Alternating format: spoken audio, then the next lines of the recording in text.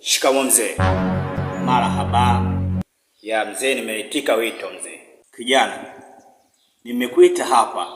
Nataka nikwambie kwamba nimepata taarifa zako ya kwamba wewe una mahusiano na binti yangu. Sasa lengo la kukuita hapa, nataka uniambie ni kiasi gani cha pesa ambacho nikikupatia utakaa mbali na binti yangu.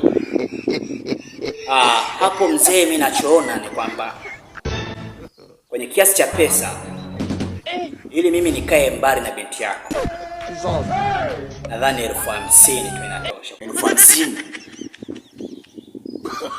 50,000 dola au 50,000 za Kitanzania? Ndiyo, 50,000 ya Tanzania, pesa ya Kitanzania.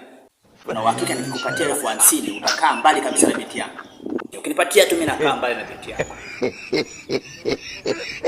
Basi sawa. Ngoja niingie ndani nikuchukulie hicho kiasi cha pesa.